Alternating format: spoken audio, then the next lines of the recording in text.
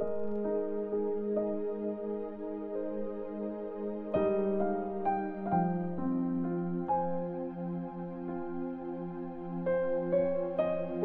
chapter 8. Mga babaeng kasama ni Jesus. Pagkatapos, nag-travel si Jesus sa mga bayan at barangay para i-preach ang magandang balita tungkol sa kaharian ng Diyos. Kasama niya ang 12 disciples. Ganon din ang ilang babae na pinagaling mula sa masasamang espiritu at sakit. Si Mary na tinatawag na Magdalene. 7 demonyo ang pinalaya sa kanya. Si Joanna na asawa ni Chuza na officer sa court ni Herod. At si Susana at marami pang iba. Kinustusan nila sina Jesus at ang mga disciples niya gamit ang sarili nilang pera, ang magsasaka at ang mga seeds. Maraming tao ang pumupunta kay Jesus galing sa iba't ibang bayan. Nung nag-gather na sila, nagkwento si Jesus ng isang parable. May isang lalaking lumabas para maghasik ng mga seeds. Sa paghagis niya, may mga seeds na nalaglag sa daan. Kinapakan yun ng mga tao at tinuka ng mga ibon. Yung iba naman ay nalaglag sa mabatong lugar. Nung tumubo na, natuyo ang mga bagong sipol dahil kulang sa tubig ang lupa doon. May nalaglag naman sa matitinik na halaman. Nang lumago ang mga halaman, sinakal nito ang mga seeds na tumubo doon. May mga seeds naman na napunta sa matabang lupa. Tumubo ang mga ito at nagbunga ng 100 ang bawat isa. Tapos, sinabi ni Jesus, makinig ang may pandinig. Ang purpose ng parables. Tinanong ng mga disciples si Jesus kung anong meaning ng parable. Sumagot si Jesus, binigyan kayo ng kakayahang maintindihan ang mga secrets tungkol sa kaharian ng Diyos. Pero parable ang ginagamit sa iba para kahit tumingin sila, hindi nila makikita. At makinig man sila, hindi nila maiintindihan. Ang meaning ng parable tungkol sa magsasaka at mga seeds. Ito ang meaning ng parable. Ang seed ang salita ng Diyos. Ang mga seeds na napunta sa daanan, sila yung mga nakarinig, pero dumating ang devil at kinuha agad ang salita sa mga puso nila para hindi sila maniwala at maligtas. Yung mga seeds naman na napunta sa mabatong lugar, sila yung mga excited tumanggap ng mensahe nang marinig nila to. Kaya lang, hindi kumapit ng malalim sa mga puso nila, kaya sandali lang silang naniwala. Pag dumating na ang pagsubok, nawawala na sila. Yung mga napunta naman sa matitinik na lugar, sila naman yung nakarinig, pero nasakal sila ng mga problema, kayamanan at sobrang pagsasaya sa buhay, kaya hindi na hinog ang mga bunga nila. Yung mga napunta naman sa matabang lupa, sila yung mga nakarinig ng salita at nanatili yun sa kanila, kasi tapat at mabuti ang puso nila.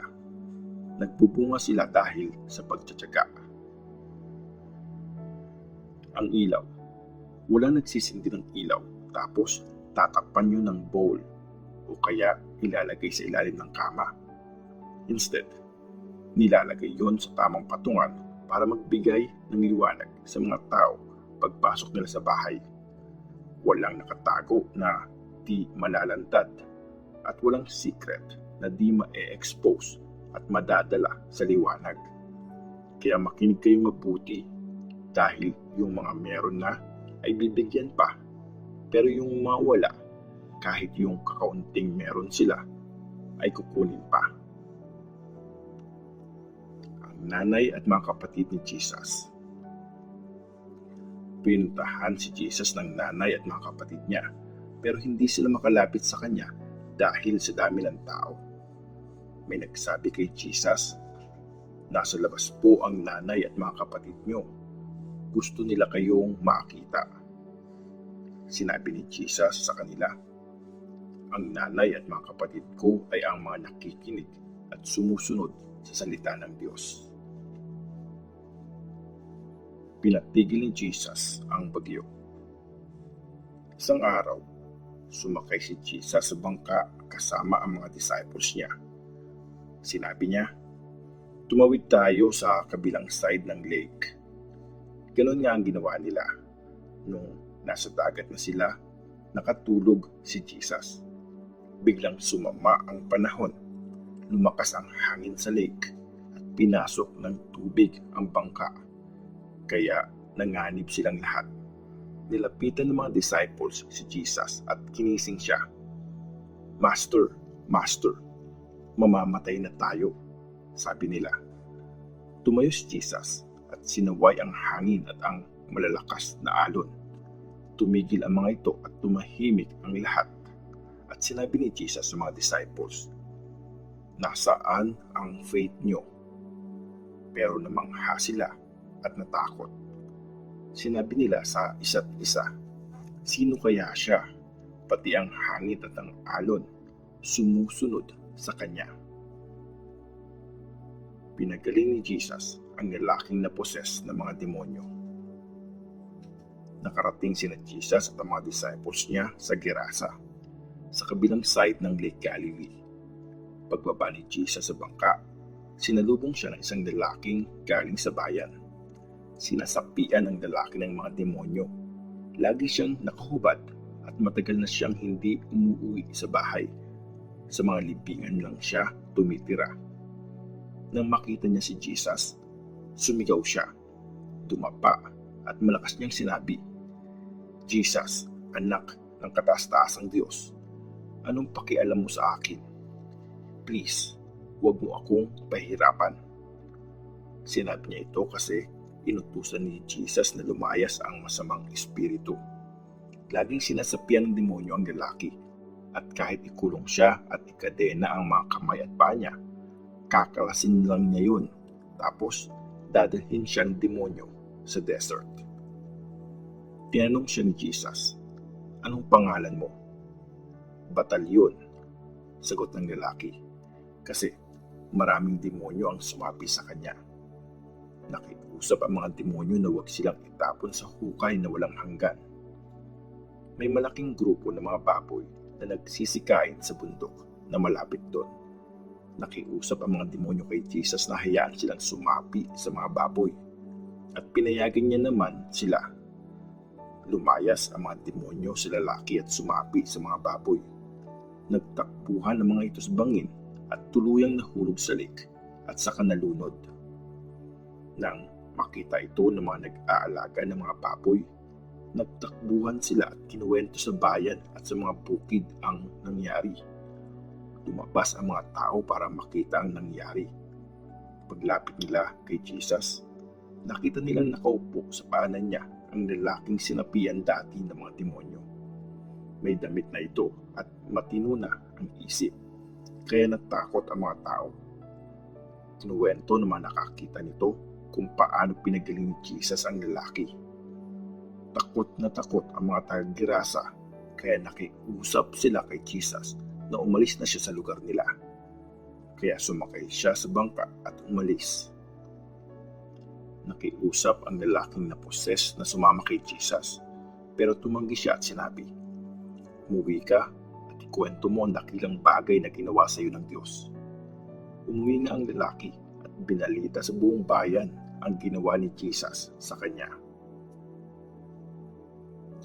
Binuhay ang anak ni Jairus at pinaggaling ang babaeng taga-Kanaan. Naabangan na si Jesus sa kabilang side ng lake, kaya pagbalik niya, sinalubong siya ng mga tao. Dumating ang isang lalaki, si Jairus. Leader siya sa synagogue.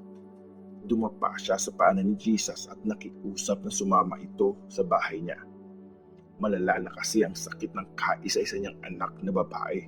Mga 12 years old na ang bata. Habang papunta si Jesus sa bahay ni Jairus, ginigit-git siya ng mga tao. Isa sa mga ito ay isang babaeng 12 years nang dinudugo. At kahit naubos na niya ang pera niya sa pagpapagamot sa mga doktor, walang makapagpagaling sa kanya. Lumapit siya sa likuran ni Jesus at hinawakan ang dulo ng damit nito. Agad na tumigil ang pagtutugo niya.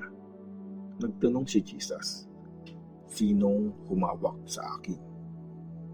Nang walang umamin, sinabi ni Peter, "Master, napapaligiran po kayo at ginigit-git ng mga tao."